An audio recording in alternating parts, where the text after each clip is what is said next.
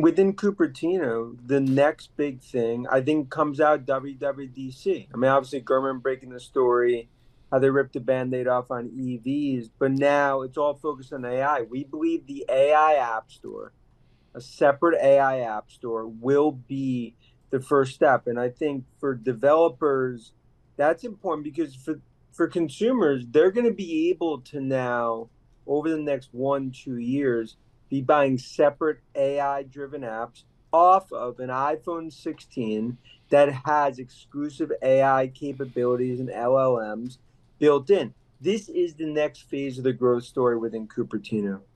So, Dan, I mean, I think what we've seen, and you've certainly explained it to us very well over the years, that Apple doesn't feel the need to be first, even in iPhones, for example. They just need to come in with the best and most elegant product. Is that kind of the strategy we're seeing with AI? They're certainly not first. They're certainly not leading edge. But do you fully expect them to have a play here, an angle?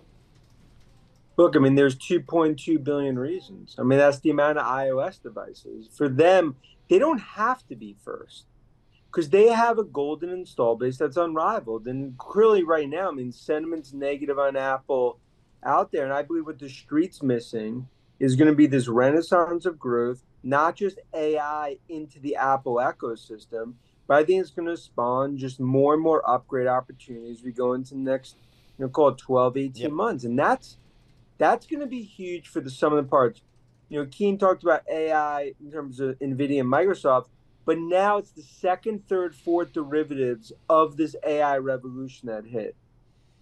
So, Dan, you're in Asia as we speak. What's the feeling there about China and Apple and as an end market for Apple products going forward there? Because as you are well aware, that's probably the big issue for the stock right now. Yeah, earlier this week in Hong Kong and in and around China, it's like the video thriller, the negative, the horror show, right? In terms of the view right now of China tech, and I think fears about just the economy in China. I think when he looks at Apple, it all comes down to what does demand look like in an economy like that. We believe to that point, it has started to stabilize. I believe the street's factoring in a lot more negative than we're seeing here. I think the overall sentiment right now is basically anything but China, and you own U.S. tech. The AI revolution, no one wants to be outside the bar at 10 p.m. when it goes till 4 a.m. I'm going to talk with Paul Sweeney on this, and then we're going to go to Dan Ives. I want to hear from both of you on this. There's got to be a point where operating officers of any visible company just get angry. Yeah. And the CFO turns to the CEO and says, look, we're modeling this out the next 18 months, Paul Sweeney. Let's do it now. Is that where Apple is now, Paul? I think for China, and Dan, I'll go to Dan on this one, but for China, it's 20% of their sales. It's a huge part of their infrastructure. They have to be there. Tim Cook is over there all the time trying to make it work here. So, Dan, I mean, is there a scenario where China is not, a critical market for Apple?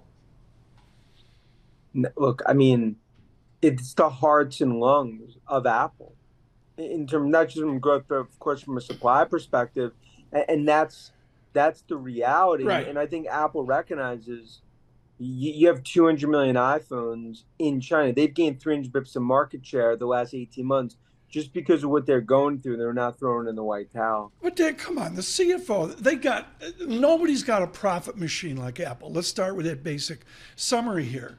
There's almost a point where this put on Apple, they go enough and do something financially to right the ship. Is that feasible?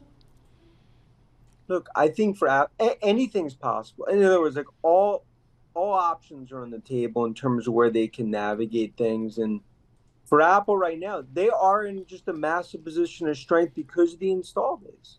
And I think they recognize Cook, they'll navigate headwinds in China to get to the other side of this because of what's on the horizon. It started with the Vision Pro, then it's AI App Store, and then it's AI with an Yeah, iPhone Paul, 16. get one more in here. Can I state off the WACC screen on the Bloomberg terminal, the return on invested capital for this dog of Cupertino is 55%. I've never said that number, folks, in umpteen years. Exactly. Hey, Dan, real quickly, what's the prognosis here on Apple's decision to back out of the car business?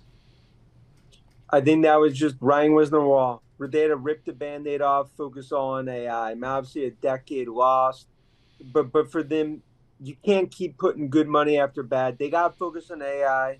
This is no different than Zuckerberg and Meta, taking away from Metaverse, going toward AI. It's the smart move. They needed to do it, and look, it was a painful learning lesson, I think, for Cook.